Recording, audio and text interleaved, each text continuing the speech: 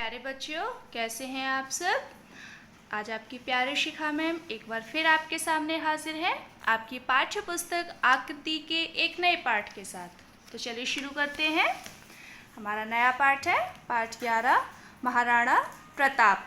देखिए, भारतवर्ष में अनेक ऐसे देशभक्त हुए हैं जिन्होंने अपनी मातृभूमि की रक्षा के लिए अपने प्राण न्यौछावर कर दिए। उनमें महाराणा प्रताप का नाम अग्रणीय है। महाराणा प्रताप का जन्म 31 मई 1539 को राजस्थान के उदयपुर जिले में हुआ था। इनके पिता का नाम उदय सिंह था तथा दादा का नाम राणा सांगा था। महाराणा प्रताप का लंबा कद, चौड़ी छाती, बड़ी बड़ी आँखें, भरा हुआ चेहरा, घनी मूछें उनके व्यक्तित्व को बहुत आकर्षक बनाती थीं। उनकी नस नस में राणा सांगा की वीरता और दिल में देशभक्ति की भावना कूट कूट कर भरी हुई थी। वे युद्ध कला में प्रवीण थे। तीर चलाना और घुड़सवारी करना उनके शौक थे। महाराणा सांगा ने मुगल सम्राट बाबर से टक्कर ली थी और महाराणा प्रताप ने अकबर जैसे बलशाली बादशाह की अधीनता स्वीकार न करके उनकी नाक में दम कर रखा था। उनके पिता उदय सिंह के शासनकाल में शिवपुर, कोटा और चित्तौड़ जैसे दुर्गों पर अकबर का आधिपत्य था। राजपूतों को मेवाड़ का यह पतन असहनीय था, क्योंकि उदय सिंह की छवि एक विलासी राजा की थी। इसलिए सबकी दृष्टि प्रताप पर थी, क्योंकि बचपन से ही उन्होंने राणा सांगा के शौर्य और पद्मिनी के जौहर की कहानियाँ सुनी थी। उनकी धारणा थी कि राजपूतों का धर्म देश के लिए जीवन की आहुति देना है। प्रताप ने चित्तौड़ की दुर्दशा स्वयं देखी थी, इसलिए प्रण किया हुआ था कि चित्तौड़ को वापस लेकर रहेंगे। 3 मार्च 1572 को महाराणा प्रताप को मेवाड़ के सिंहासन पर बैठाया गया। उन्होंने प्रतिज्ञा ली कि चित्तौड़ का उद्धार उनका लक्ष्य है और बलिदान उनका मार्ग। जब तक चित्तौड़ स्वतंत्र न होगा तब तक वे सोने चांदी के बर्तनों में भोजन नहीं करेंगे और न कोमल शैया पर सोएंगे, न राजमहलों में वास करेंगे और न ही कोई उत्सव मनाएंगे। उन्होंने अपना सारा जीवन देश की शान, धर्म की आन और जाति के मान की रक्षा करते हुए जंगलों और पहाड़ों में व्यतीत कर दिया। एक बार अकबर के सेनापति मानसिंह के मन में विचार आया कि महाराणा प्रताप से भेंट कर लें। शायद उनकी मान मर्यादा से प्रभावित होकर वे अकबर से मैत्री कर लें। इतिहासकारों के अनुसार मानसिंह ने महाराणा प्रताप को समझाने का प्रयास किया और कहा कि अकबर हिंदू हितैषी हैं, इसलिए वह मित्रता के योग्य हैं, वरना उनसे युद्ध करके अपना ही नाश करना है।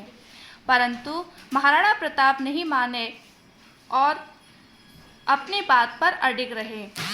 महाराणा प्रताप का ऐसा उत्तर सुनकर मानसिंह चुप हो गए, परंतु भोजन का निमंत्रण स्वीकार कर लिया।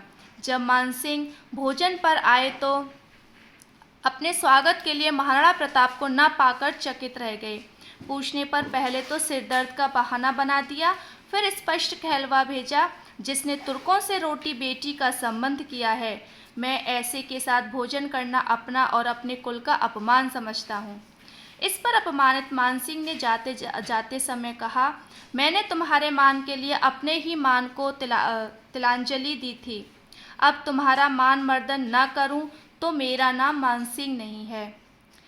महाराणा प्रताप ने उत्तर दिया, अगली बार तुम्हारा स्वागत युद्ध भूमि में तलवार से ही करूँगा। मानसिंह को अपमानित देखकर अकबर ने राणा प्रताप को नीचा दिखाना चाहा। मानसिंह के सेनापतित्व में मुगलों ने मेवाड़ पर आक्रमण कर दिया। राणा प्रताप के पास केवल मुट्ठी भर सैनिक थे। 18 जून 1576 को हल्दी घाटी में घोर युद्ध हुआ। राजपूतों ने मुगलों को युद्ध में लोहे के चने चबवा दिए। इसी युद्ध में जब राणा ने एड़ लगाई तो उसका वीर घोड़ा चेतक मानसिंह के हाथी पर उछला। ज्यों ही उसके अगले टाप हाथी के मस्तक पर पड़े, महाराणा ने मानसिंह पर भाले का वार किया। मानसिंह हौदे में झुक गया और हाथी उसे लेकर भाग निकला। हाथी की सूंड के वार ने चेतक को घायल कर दिया। हल्दी घाटी से एक कोस दूर बलीचा गांव के पास एक नाला पार करते समय चेतक ने गिरकर प्राण दे दिए। हल्दी घाटी के युद्ध के पश्चात राणा प्रताप ने सौधा की पहाड़ियों में अपना शिविर बनाया। युद्ध के समय विजय की आशा न होने पर राणा ने आज्ञा दी थी कि अब फसलें जला डालो और खेतों को नष्ट कर दो, ताकि ऐसा ना हो कि शत्रु अन्न प्राप्त कर अधिक शक्तिशाली हो जाए। राणा के बचे खुचे सैनिकों की भूखों मरने की नौबत आ गई। यहाँ तक कि राणा के यहाँ घास की रोटियां पकाई गईं, परंतु भाग्य में वह भी नहीं थी। उनकी अपनी बच्ची के हाथ से एक बन बिलाव घास की रोटी छीनकर भाग गया और वह रोने लगी। राणा से रहा न गया और उसने अकबर को संधि पत्र भेजा, जिसे देखकर राजकवि पृथ्वीराज बहुत विचलित हुए। उन्होंने अकबर से कहा कि यह हस्ताक्षर राणा के नहीं है, यह शत्रु का धोखा है। पृथ्वीराज ने प्रतिज्ञा की कि वे अपनी कविता की प्रेरणा से राणा को जागृत करेंगे। पृथ्वीराज की कविता भरा पत्र पाकर राणा का सोया हुआ स्वाभिमान जाग उठा और उन्होंने पृथ्वीराज को संदेश भेजा कि उनके पत्र का उत्तर लेखनी से नहीं तलवार से देंगे। इसके पश्चात दूसरा युद्ध हुआ और धीरे धीरे राणा ने 32 दुर्गों पर विजय पाई, परंतु वे अभी चित्तौड़, अजमेर और मांडलगढ़ न जीत पाए थे कि 19 जनवरी 1597 को 57 वर्ष की आयु में वे चावंड गांव में स्वर्ग सिधार गए।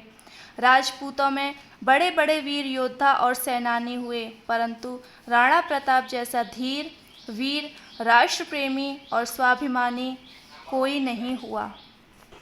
तो बच्चों, कैसी लगी महाराणा प्रताप की कहानी आपको? अच्छी लगी ना? तो अब आपका गृह कार्य है कि आपको इस पाठ में आए हुए जितने भी कठिन शब्द हैं, उन कठिन शब्दों को और शब्दार्थ को आपको अपनी हिंदी की कार्य पुस्तिका में सुंदर सुंदर लेख में लिखना है और उनको शब्दार्थ को याद करना है। ठीक है?